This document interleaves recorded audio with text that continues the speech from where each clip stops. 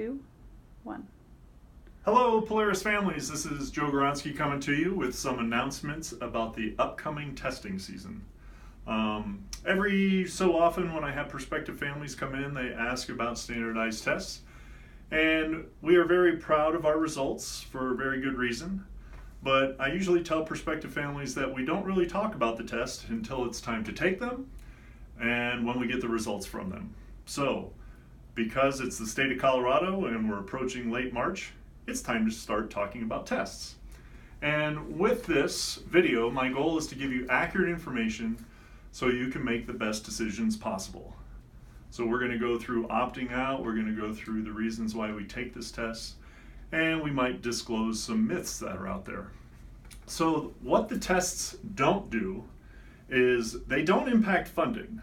I've had some families over the years email me saying I am going to opt my child out of testing because I don't think it's morally right for a kid's test or a school's results to impact their funding. I'm here to tell you that test results have nothing to do with school funding. So if that's a concern of yours, you can put that concern to rest. Secondly, it's not an achievement measure. Let me repeat, it is not an achievement measure. So with prospective families, I often point this little pie chart out.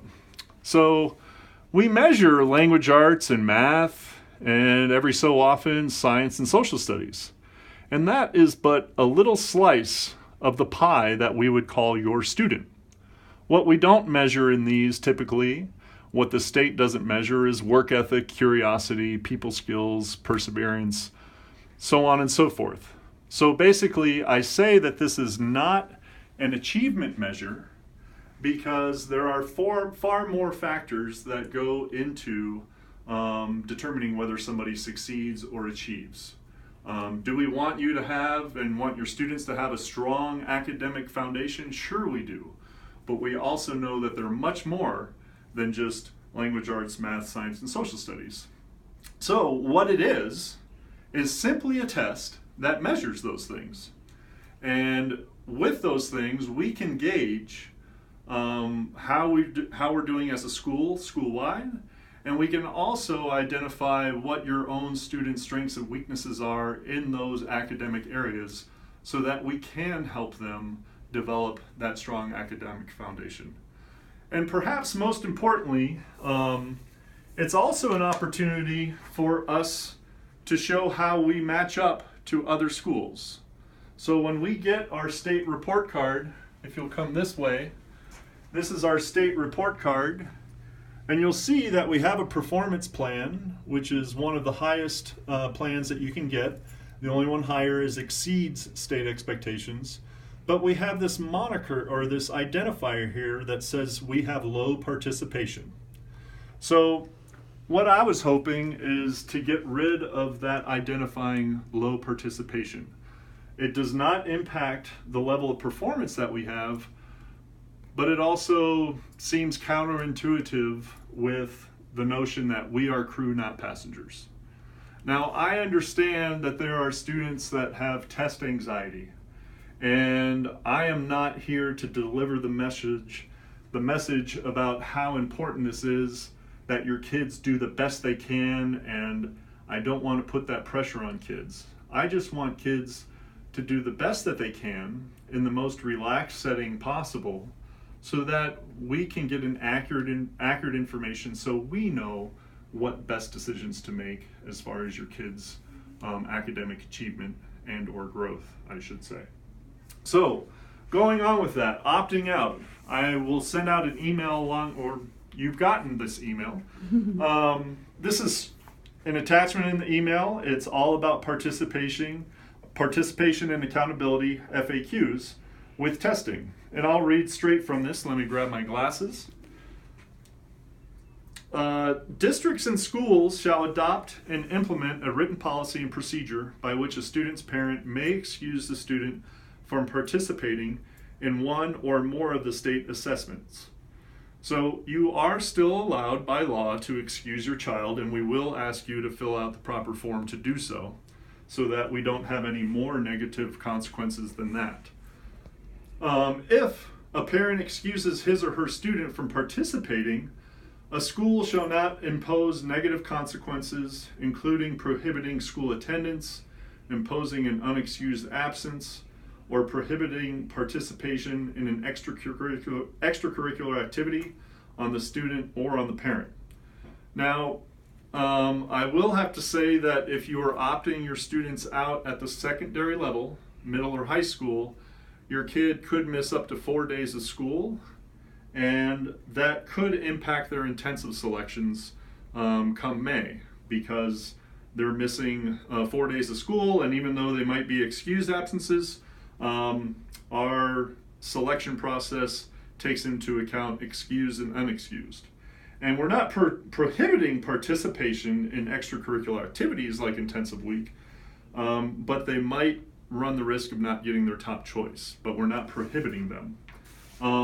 And basically, if a school falls below the participation rate for reasons other than parent excuses, we could drop a whole rating according to the state's accreditation plan. So if you opt your child out and you do not fill out the opt-out paperwork form, we can fall from a performance plan down to a improvement plan. That is a concern. When people talk about the risks of not doing well in these tests or not participating with the proper paperwork, if a school falls below performance for several years in a row, that school runs the risk of losing some of their autonomy in the form of the state or the district coming in and telling that school what they should do in order to pick up their participation or their test scores. So that is important information. And lastly, I think, maybe not lastly, we'll see. This is my first run through with this. This is Expeditionary Learning's Core Practice Benchmark book. This is the Bible that every school gets if they partner with Expeditionary Learning. And within Core Practice 23, Raising Achievement on Assessments of Learning, down here, Standardized Tests, it reads, and I'll have to get my glasses on again. It reads, at Expeditionary Learning schools, students have a positive attitude towards and exhibit self-efficacy about standardized tests. That's probably beyond our control, but we would just like them to do their best, like I said earlier. And secondly, our goal is to, as an EL school, foster student motivation.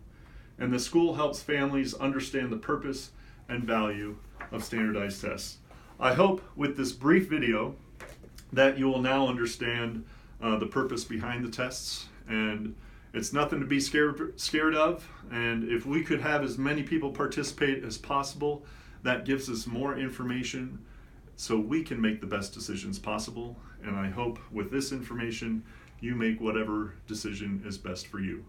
So take a look at the email, especially those high school families.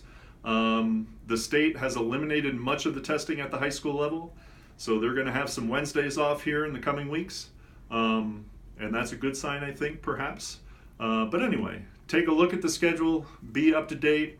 If your kid's being anxious about it, just assure them that this will not determine whether they're successful in a career, happily married, a good parent, or successful in life in general. It's simply a test of math, literacy, and for some, science and social studies. And we just want them to do the best they can so we know how to respond appropriately. Thank you, and have a good day.